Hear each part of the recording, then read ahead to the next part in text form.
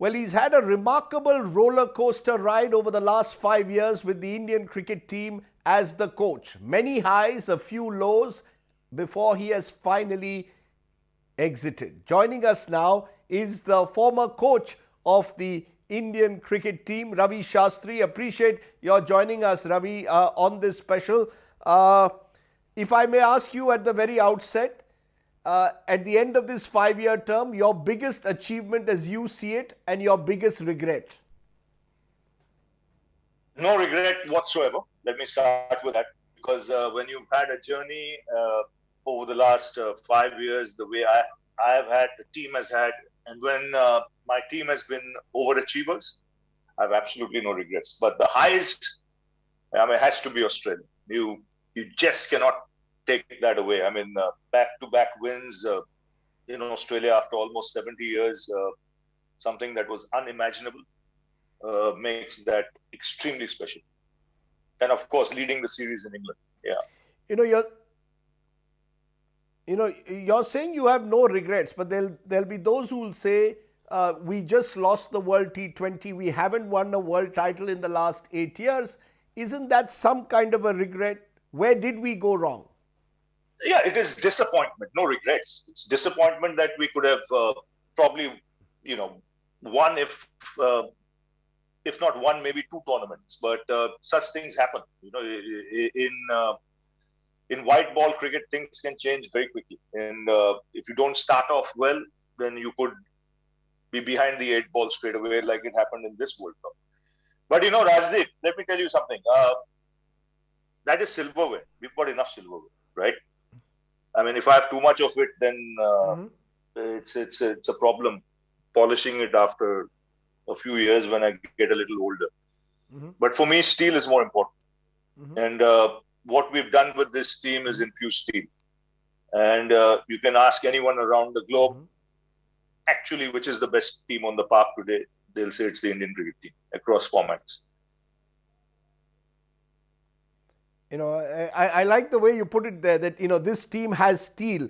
But this team which you say had steel, Virat Kohli, captain, said one of the reasons we lost the World T20 is we were not brave enough.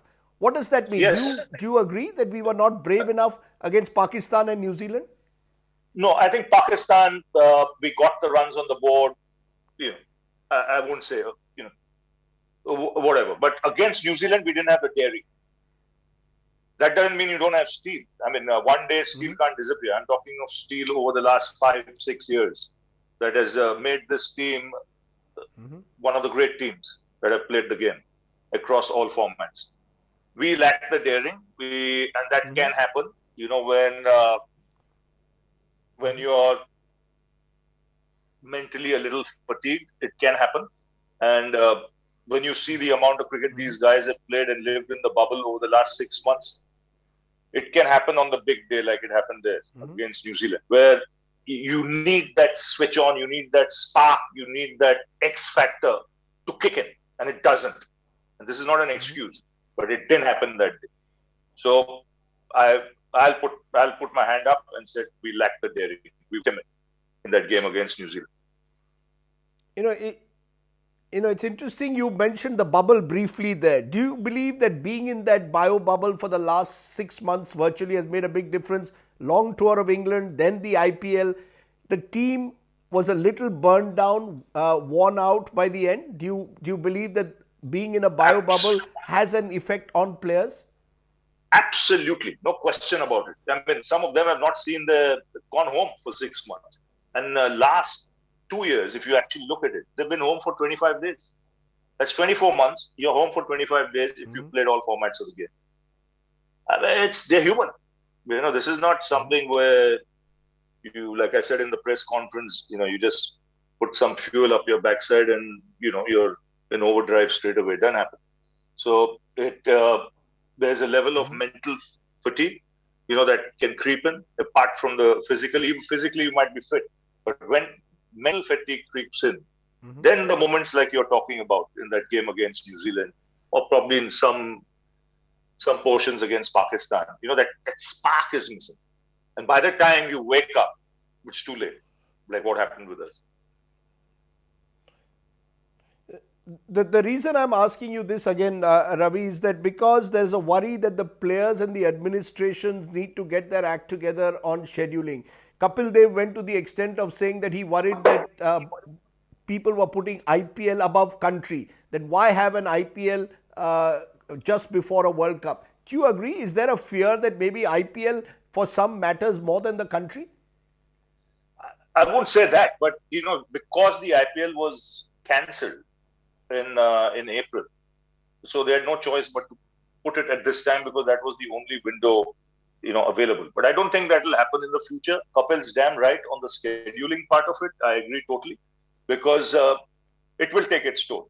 And it's not just the BCCI. It's every cricket board.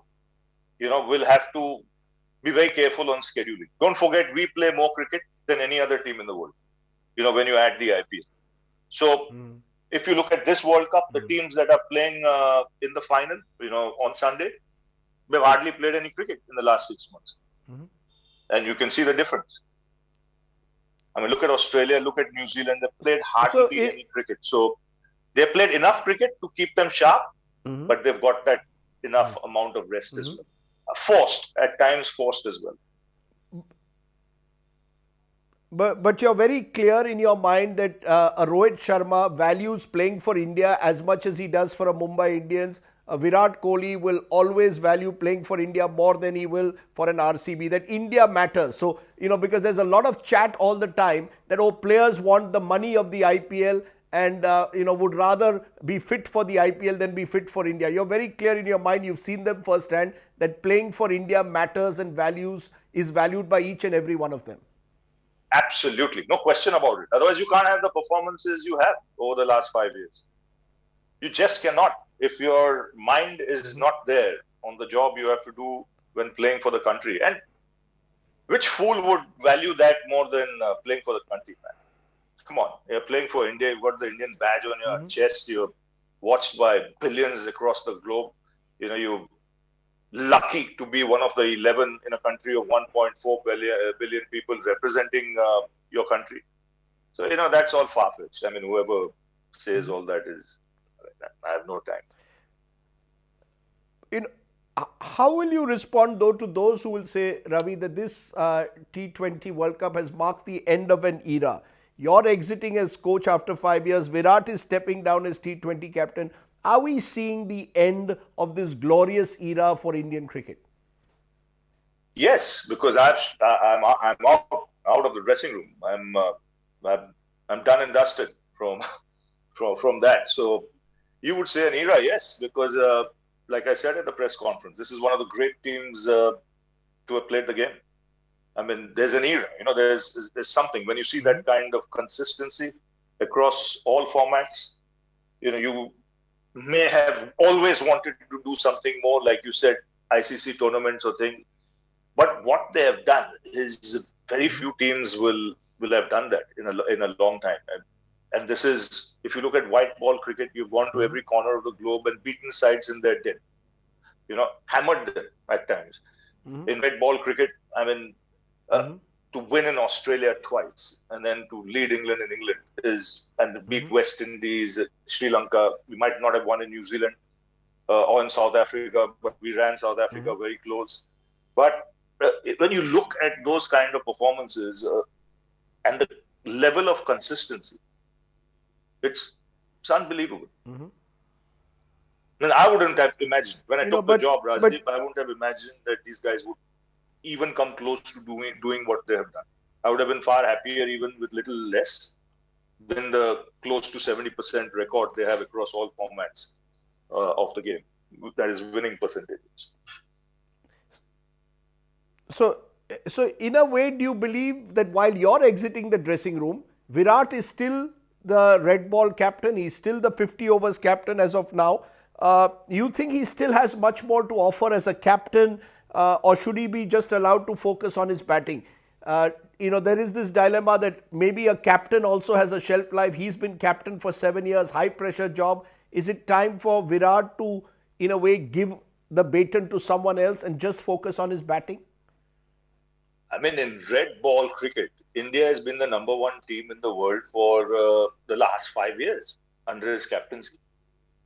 So unless he wants to give it up, or he's mentally fatigued, where he says, "I want to focus on my batting," which can happen, in the near future. I don't think it'll happen immediately.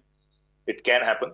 The same might happen with even the white ball one-day cricket. He might say, "I've had enough. I want to just focus on Test cricket captaincy."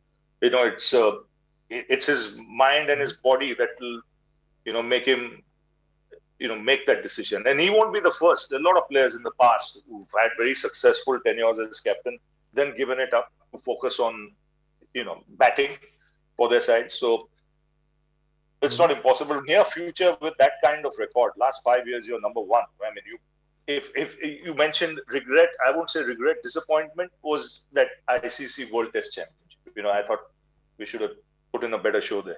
We didn't deserve to lose it. A draw was definitely in the making. When it's just a one-off Test match, and especially when you've been in quarantine for literally 28 days, and then you're out for 4 days, and you're playing a Test match against a team that's already that have already played 2 Test matches in England and are familiar with the conditions which are similar to what's back home. So that would be the disappointing thing, because when you're number one team in the world for 5 years as a Test match team, I think that disappoints me more than anything for giving that away. You just mentioned that Virat will have to decide whether he's mentally fatigued, whether he wants to carry on as captain. You've watched him more closely than anyone else over the last few years. Is he mentally fatigued according to you, or still hungry for more? He's hungry. I mean, he's fitter than anybody in the team. There's no doubt about that. And when you're physically that fit, your longevity only increases. Now, on the captaincy part of it, that will be his decision. But I see, if anything, he might just say no to white ball cricket, but red ball, I think he should carry on, because he's been the best ambassador for Test cricket over the last 5 years. If you look at an individual, the way he's embraced it, the passion with which he's played the game, the energy he's got onto the field, and the success, should automatically make him carry on. When I saw that moment when he hugged you after the last game, and I believe he even gave you a bat after the game. It's been a very special relationship that you've had with Virat. How do you, Ravi, assess his legacy, his contribution, and what is this special relationship that Ravi, Shashtri and Virat Kohli share? No, first of all, he gave me a bat for a friend's museum, as did Rohit, and as did MS with a shirt. But the relationship, you need like-minded characters, to achieve a goal. So I'm pretty aggressive in my mindset on the way the game should be played. Virat bought into it. So it became very easy to, move forward and achieve the things we did. Because I think the captain and the coach on the same page is a must. If that doesn't happen, nothing will happen. You'll see immediate pitfalls. So it's important that happens, and it happened between the two of us. And it rubbed off on the other players in the team. There was total trust in the dressing room. There was the word I had disappeared. It was we, it was competing. It was performing against the best, taking the pitch out of the equation, adapting to different conditions. No excuses whatsoever. You lose, you take it on the chin and accept it. Put your hand up and say, you messed it up, rather than pointing fingers. So, all those things come into play, and I can keep reeling it off. It's 7 years in that atmosphere. A lot has gone through one's mind. So, but these are the qualities that have made the team special. So all these rumors that from time to time that Virat had lost the confidence at times in England of the dressing room, that there were squabbles, all of this is untrue. For you, Virat is someone whose legacy is that he leads from the front, aggressive, and takes the team along with him. He's not ultra aggressive as some of his critics accuse him of. You believe he's not only the finest batsman of his generation, but also someone who deserves his due as a captain. He deserves his due as a captain. What he's achieved is unreal. What he has got to get used to and will get used to in the future as well, or might have already got used to, is there will be things written. There'll be a lot of planted stuff out there, which is just there to stir the pot. A sportsman's ability to ignore all that and move on is what will make him play much longer than he thinks. So ignorance is bliss. So if he follows that, and I think he's already been following it, but if he follows that to the hilt, then I think he'll, without a problem, play for another 6-7 years. Because planted crap. So you don't think the pressure has got to him? You don't think the pressure has got to him? You think he's still good enough to lead the team? And you're telling me that Virat Kohli probably is an all-time India great. I mean, let's be very clear. He would be probably in any all-time 11 that you picked, and I know you're a student of the history of the game. Oh, no question about that. I mean, not many become great players in their lifetime. And he became a great player 3 years ago. In the way he's played. So he's enjoying the success. I think, if more than anything, if his body and his mind gets a break at some stage, it will be very good. And even if he needs to take it, he should be man enough to just say, I don't want to play, for a month or two. It might do him a world of good, because you're only human at the end of it. And I'm not just speaking for Virat Kohli, any player.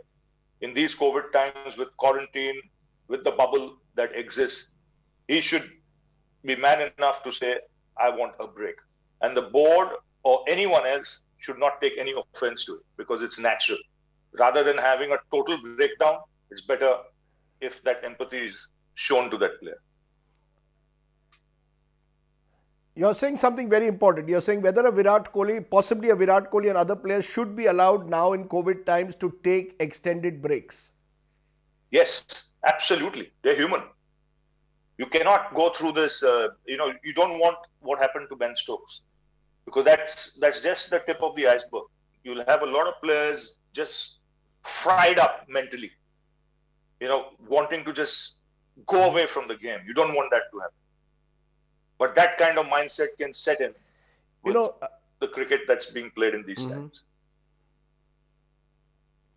You said, Ravi, that you would like to see Virat continue as the red ball captain given his test success, maybe give up white ball captaincy completely. Rohit Sharma is the new T20 captain. Do you favor one captain for all formats, or do you believe the time has come to look at split captaincy as England does? It reduces the pressure on one individual. Especially in these times. It will definitely reduce the pressure on the individual, because a lot of players will take breaks. I foresee going forward a lot of players wanting breaks, and rightly so, because you're not a machine. You need to give your mind that space, that rest, that switch off period, where you just get away from the game, even if it is for a month. Because when you come back, then all the juices will be flowing, and you will see you're a different player.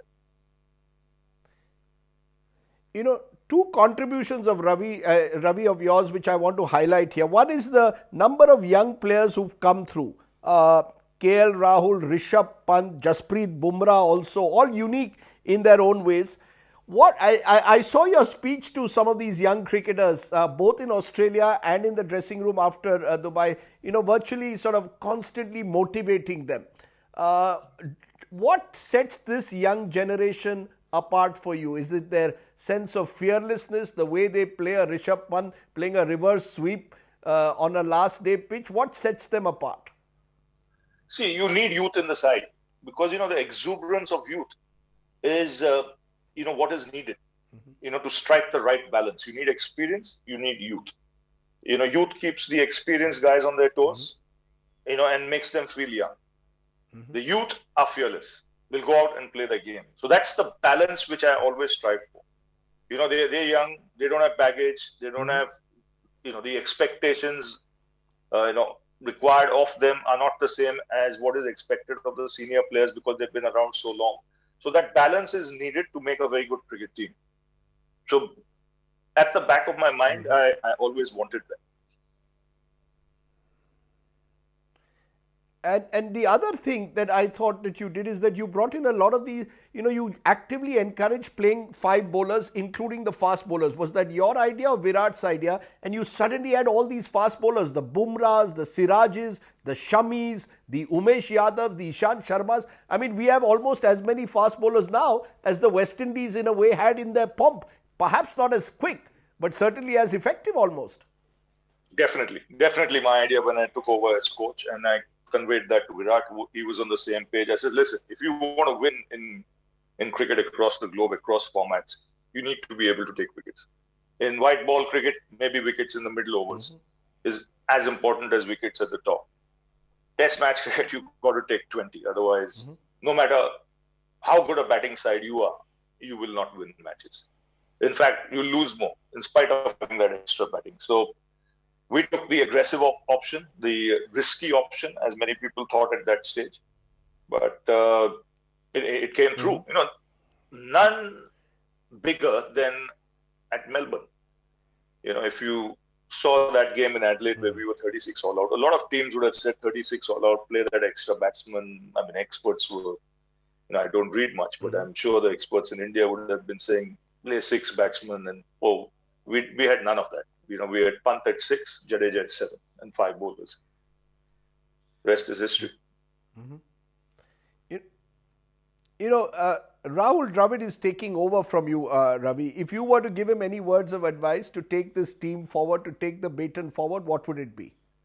I don't think he'll need any words. A man of his stature, a man of his experience. He's been hands-on as far as coaching goes. He's done a lot of work with the India A team. He's been part of the NCA.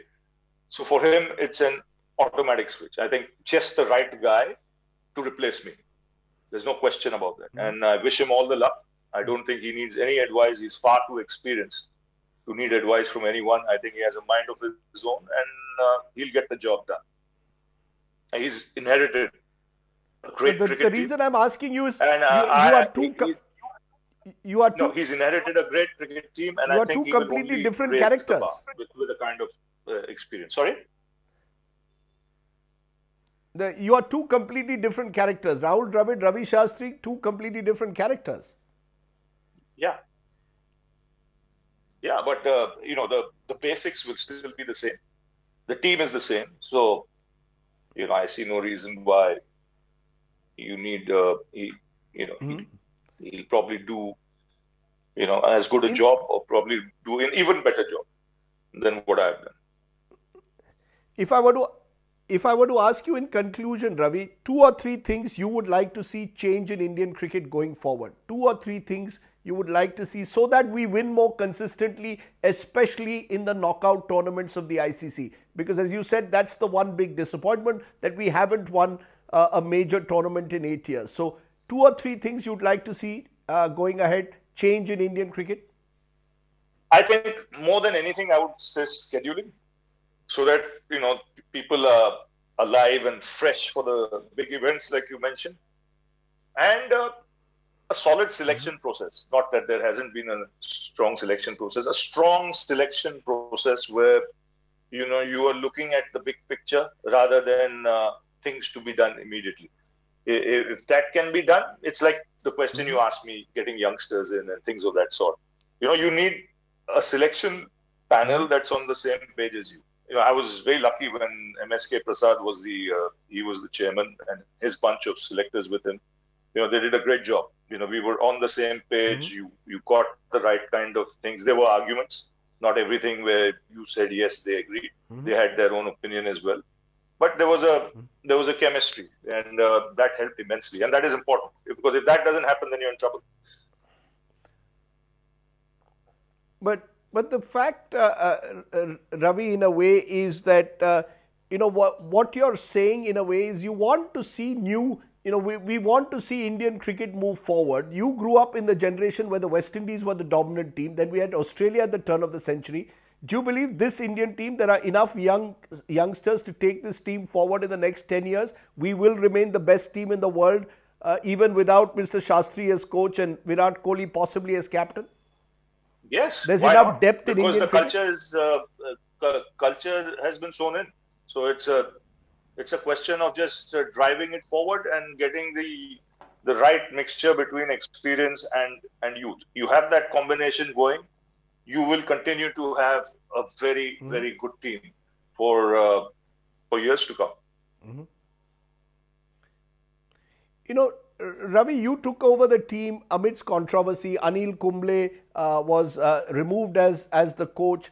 There was talk from time to time that your relationship with Saurav Ganguly was brought under scrutiny.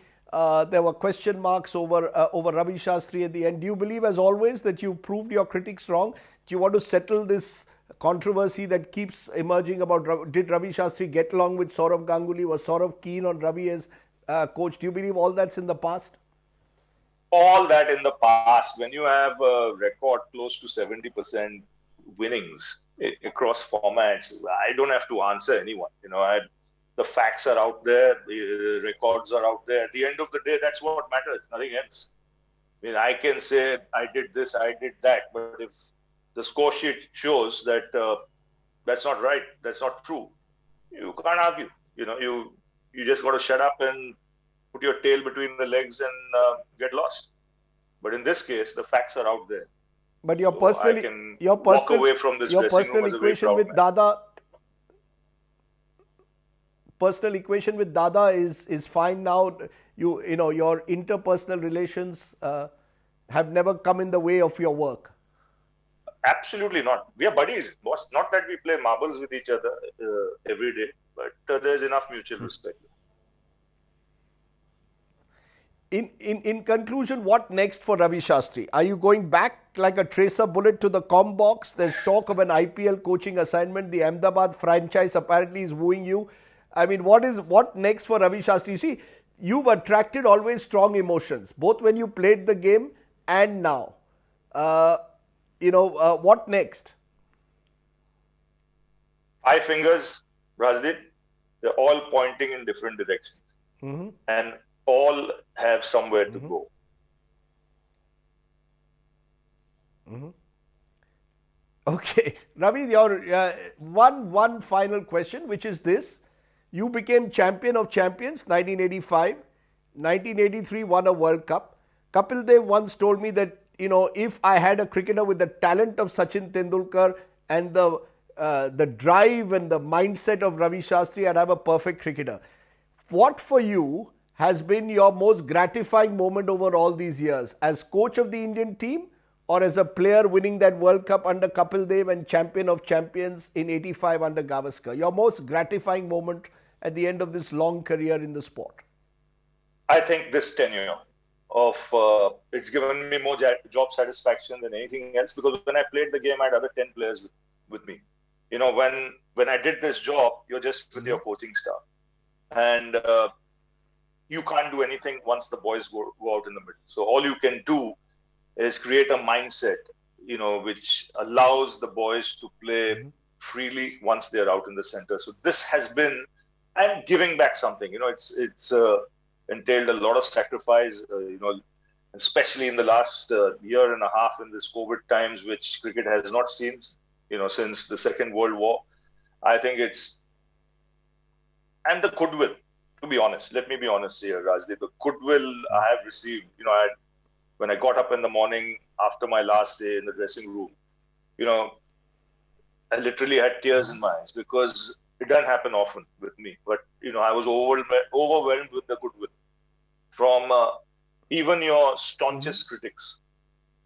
So I just say thank you at the end of it all. I tried my best. Even all those. My conscience is clean as far as the effort I put in. I did a job without any agenda. But all I would say, thank you everybody for the support.